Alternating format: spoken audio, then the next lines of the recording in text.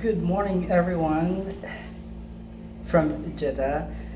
Let's have another edition of our small board, big lessons.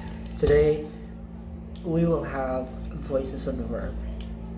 Okay, basically, we have two voices of the verb: the active voice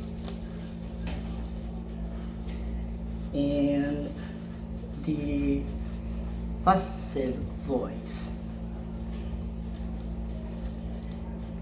All right, so let's have voices of the verb.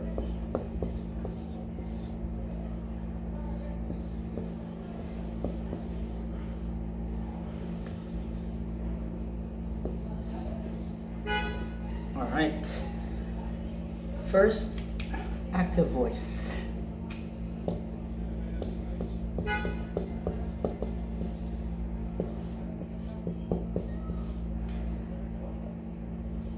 The verb is in the active voice when our attention is focused on the thing doing the action. So our focus is on the doer of the action. All right, and for the passive voice,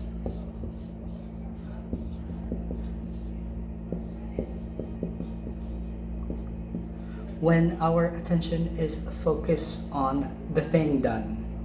Okay, so our focus is on the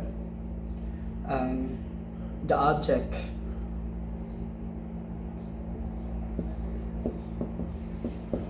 Or the thing done. All right. Okay, let's have. By the way, this is the voice of the verb lessons is a series. So this is just one of the series. So watch out for more. Okay, so we'll start from the simplest, which is from the present simple tense of the verb. Okay, now let's see, how do we do that? First is that the first point that you need to know is that you can only transpose active voice to a passive voice if you are using a transitive verb, which means a verb that requires an object. For example, children love chocolate.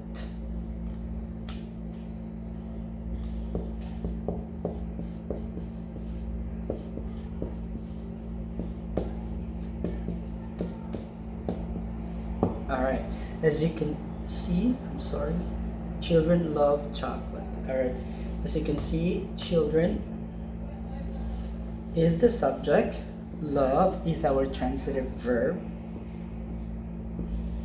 TV or VT, and you have chocolate as our object. Now, this sentence construction is in the active voice. The verb is in the active voice, and it is present simple. Present simple active voice. Okay, how do we change it into a passive voice?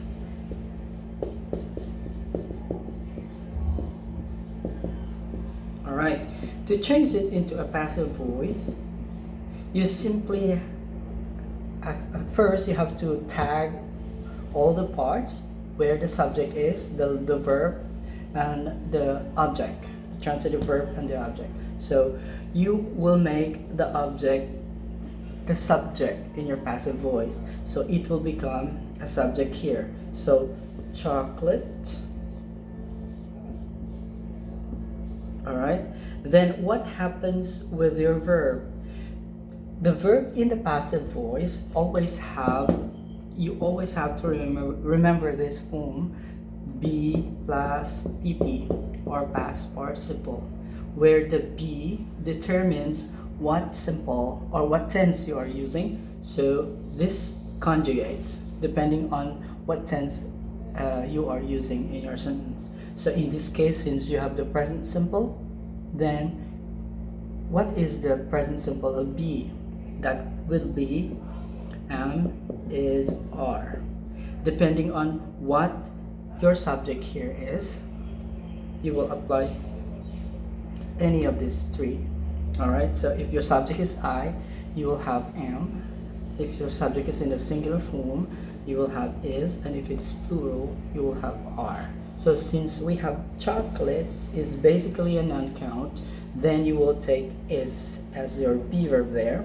So you will have is, and then form or conjugate, rather, you have to form the past participle form of your verb, of the main verb, love. And love is a regular verb, so just simply add d, because loved is the past participle form of love. Okay, now what's next? You will have by phrase after, and then the subject is the object of your by phrase. So since your subject is children here, then you will have children, by children. As simple as that. So you have, what is this? Okay, now you will have chocolate is loved by children. All right, so that's the passive voice of the main verb. Okay, now the basic rule is that again, your subject will become, your object will become subject in the passive voice. Then you have to form the verb in the passive voice by instilling that you will have the be plus pp form. So be is the tense of your verb. So since this is present simple, then you will have is here because your subject is non-count. Then you'll have the past participle form of the main verb, and you will have the by phrase after, wherein the object of the by phrase is the subject in your active voice.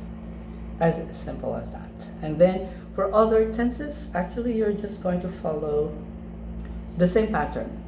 Okay, you will have the same, follow the rules or the steps in transposing active to passive voice. All right, now what's the use of passive voice? Why do we need to use passive voice? There are actually, most grammarians would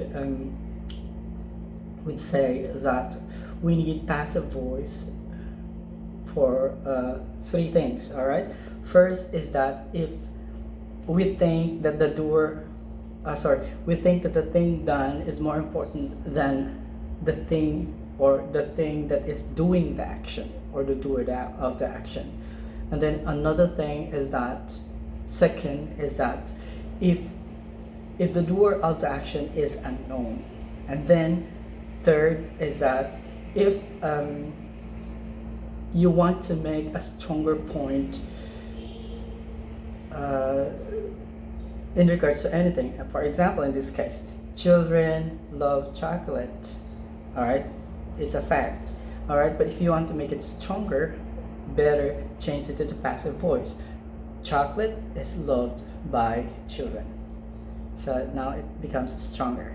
All right, I'll have more explanations about the usage of passive voice in my next lessons. All right, thank you very much for watching. Please hit the like button and share, and subscribe to my YouTube channel. Bye.